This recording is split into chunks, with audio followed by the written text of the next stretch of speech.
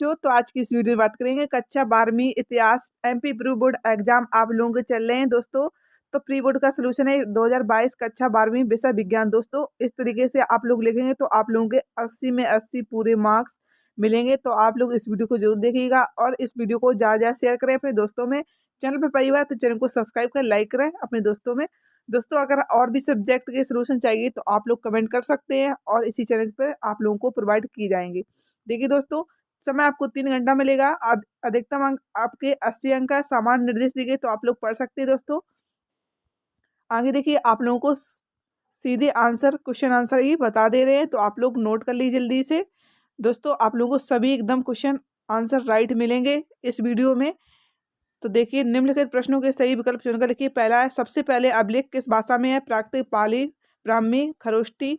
तो दोस्तों इसका आंसर देखिएगा, तो इसका आंसर हो जाएगा प्राकृतिक। तो दोस्तों नोट करिए। ठीक, आगे देखिए, दूसरा, वर्ण व्यवस्था का मुख्य आधार है जाति, धर्म, श्रम विभाजन, ईश्वर। तो दोस्तों आप लोगों का आंसर हो जाएगा श्रम विभाजन। ठीक, नोट करिए।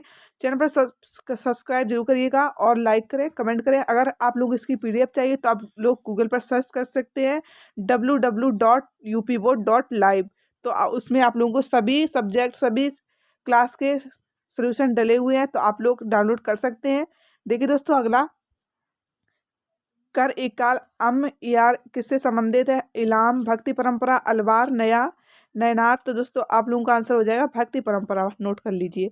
आगे देखिए, भारत की राजधानी कलकत्ता से दिल्ली स्थानांतरित हुई 1910 ईस्वी में, 1912 ईस्वी में, 1909 ईस्वी में, 1911 ईस्वी में। तो दोस्तों आप लोगों का आंसर हो जाएगा 1911 ईस्वी में। आगे देख लीजिए, सर की उपाधि किसने वापस की थी? महात्मा गांधी ने, बाल गंगाधर तिलक ने, रविन्द्रनाथ टैगोर ने, जवाहरलाल नेहरू ने। तो दोस्तों आप लोगों का आंसर हो जाएगा रविन्द्रनाथ टैगोर ने। नोट कर लीजिए आप लोग। आगे देखिए, अगस्त प्रस्ताव किसने प्रस्तुत किया?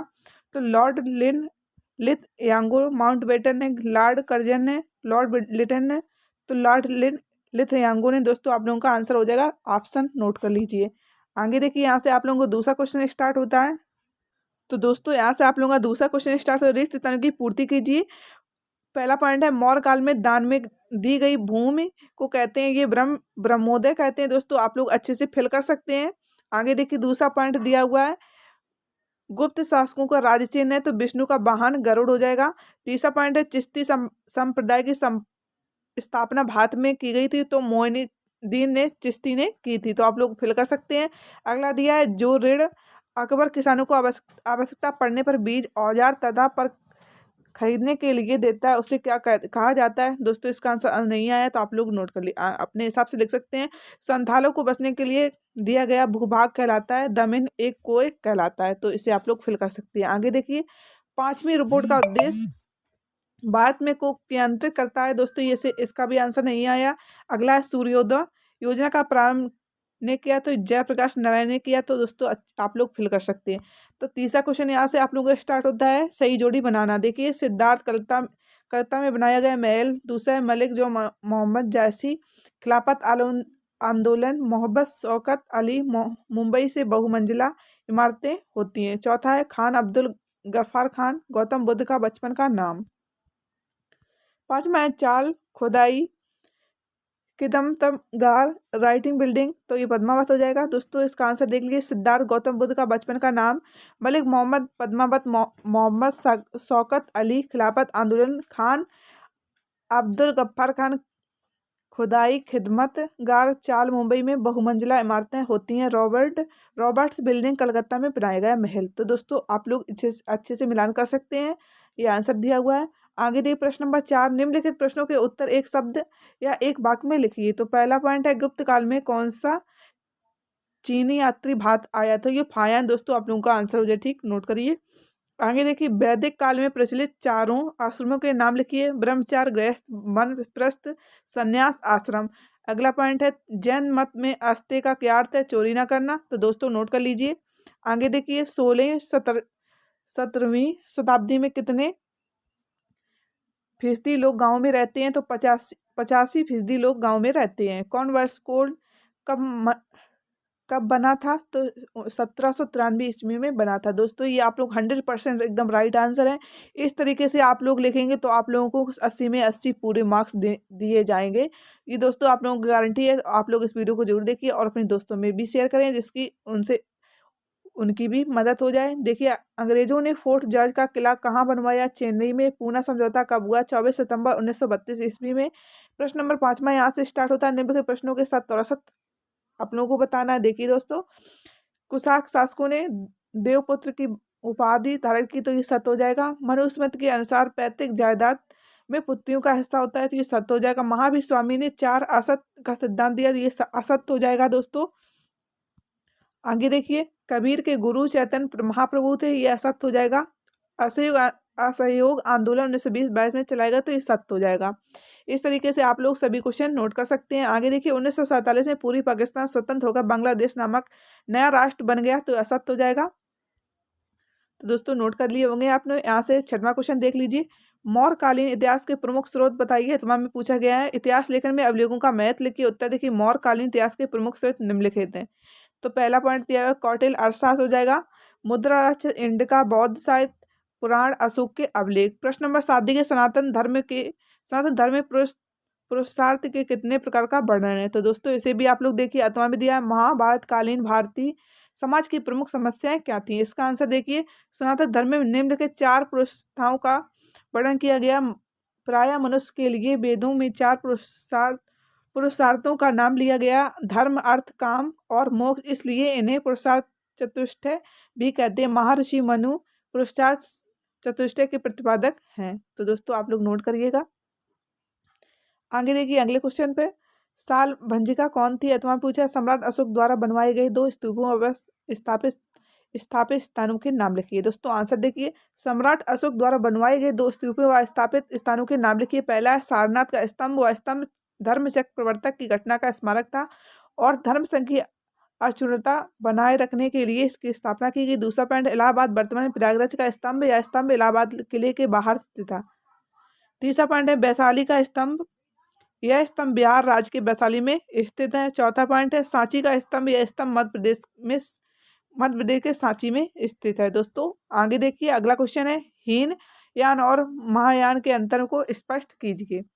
तो अथवा में देखिए, बुद्ध के जीवन में लुम्बिनी और कुशीनगर स्थान का क्या महत्व है? उत्तर देखिए, हीनयान या महायान में प्रमुख अंतर लिखिए। हीनयान महात्मा बुद्ध को अवतार नहीं मानते, वे उन्हें केवल एक महापुरुष मानते, जबकि महायानी बुद्ध को ईश्वर के समान मानकर उनकी अवतार के रूप में पूजा करते हैं। हीनयान शील और समाधि प्रधान है, जबकि महायान करुणा और प्रज्ञा प्रधान। हीनयानी व्यक्तिगत प्रयत्न और अच्छे कर्मों पर बल देते हैं।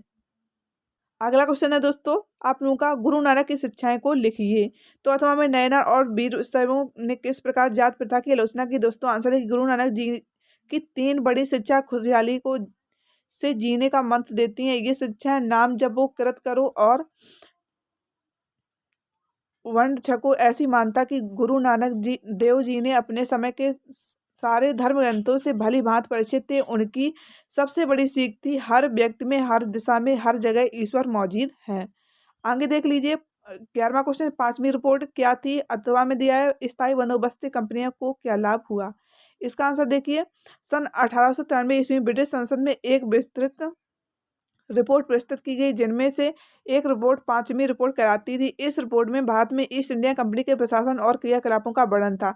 12वां क्वेश्चन है, गारमेंटिक स्थापत्य शैली को की कोई 2 विशेषता लिखी। अथवा में बाद में यूरोपीय उपनिवेशों की स्थापना के कारण थे। तो दोस्तों इसका आंसर देखिए, अंग्रेजों का भारत में आगमन और ईस्ट इंडिया कंपनी की स्थापना का प्रमुख कारण पुर्तगाली व्यापारियों द्वारा भारत में अपनी वस्तुओं को बेचने से होने वाली अत्यधिक लाभ, या जिसने ब्रिटिश व्यापारियों को भारत के साथ व्यापार करने के लिए प्रोत्साहित किया।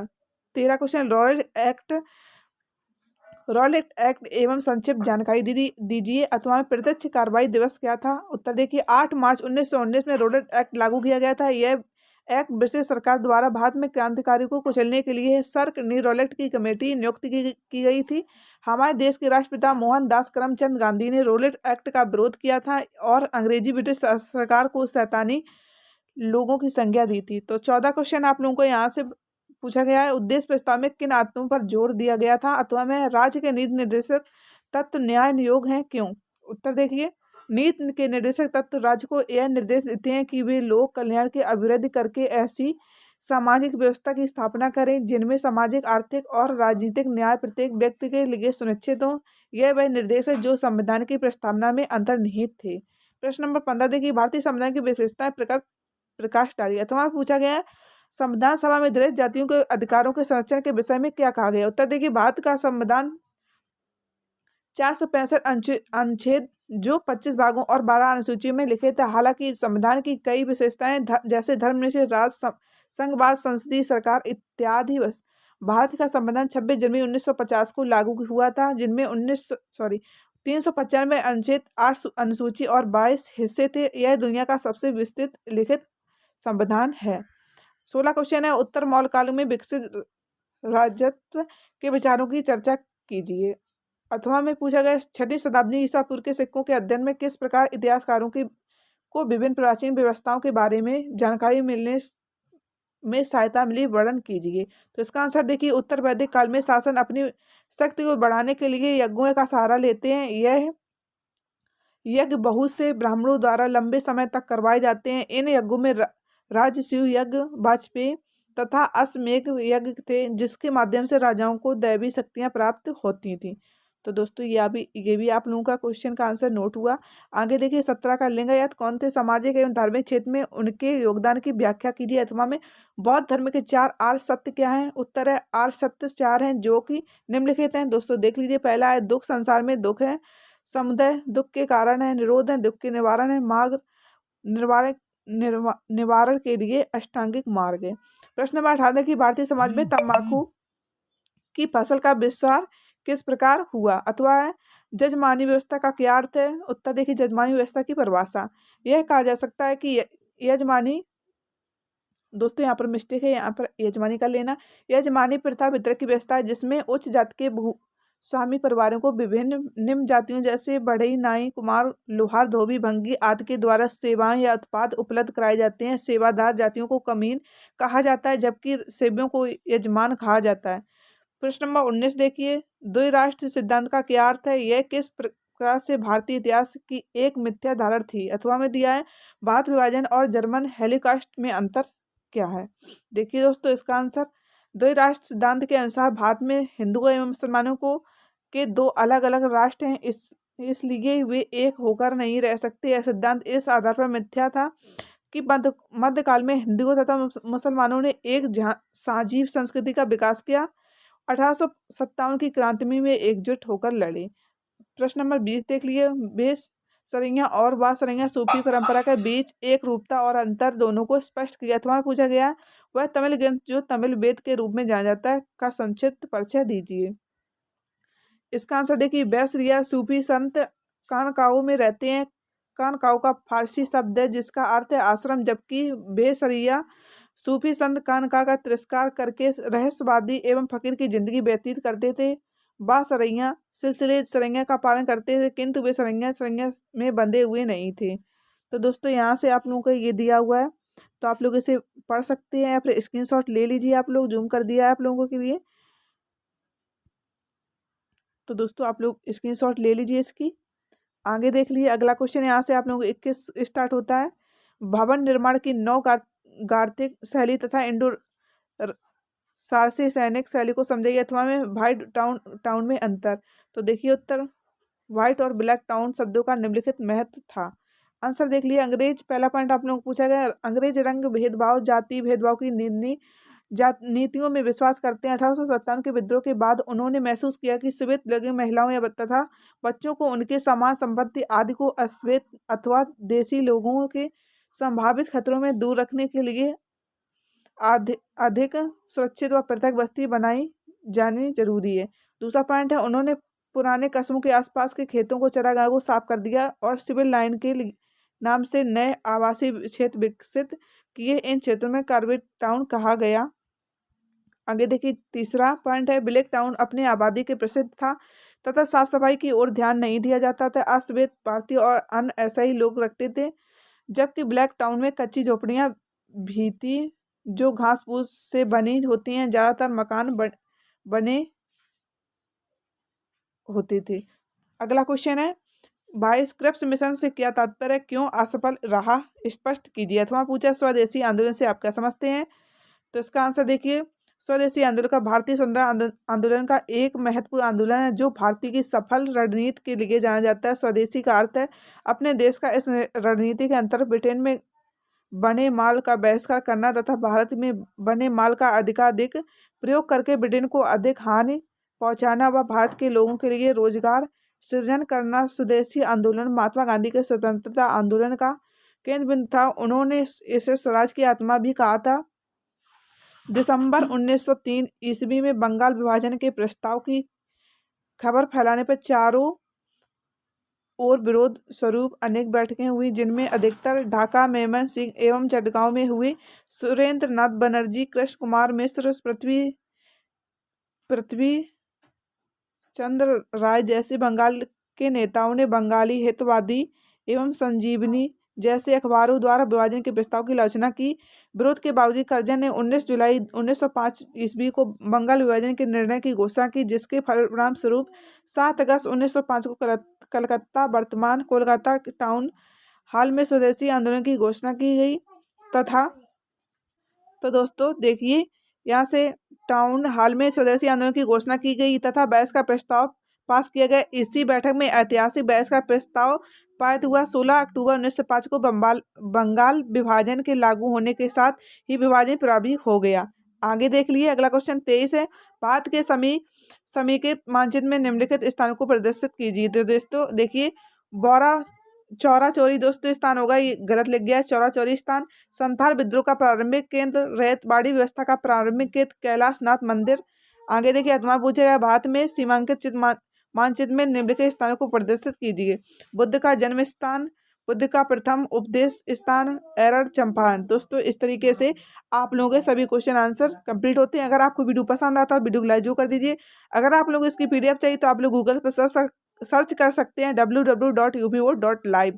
आप लोगों को पीडीएफ डाउनलोड कर सकते हैं। अगर टेलीग्राम ज्वाइन करना चाहते हैं तो आप लोग ज्वाइन कर लिए, लिंक आपको डिस्क्रिप्शन में मिल जाएगी और इसकी पीडीएफ की लिंक आपको डिस्क्रिप्शन में मिल जाएगी, तो आप लोग उससे भी डाउनलोड कर सकते हैं। दोस्तों अगर आपको वीडियो अच्छा लगा तो वीडियो को लाइक करें, चैनल को सब्सक्राइब करें, साथ ही बेल आइकन को प्रेस करें, जिससे भी कोई इंपॉर्टेंट वीडियो डालें उसकी नोटिफिकेशन सबसे पहले आप तक पहुंचे। दोस्तों अगर अदर सब्जेक्ट के आप लोगों को सोल्यूशन चाहिए तो आप लोग कमेंट कर सकते हैं और बता सकते हैं, तो आप लोगों को प्रोवाइड किया जाएगा। मिलते हैं नेक्स्ट वीडियो के साथ, तब तक के लिए टाटा।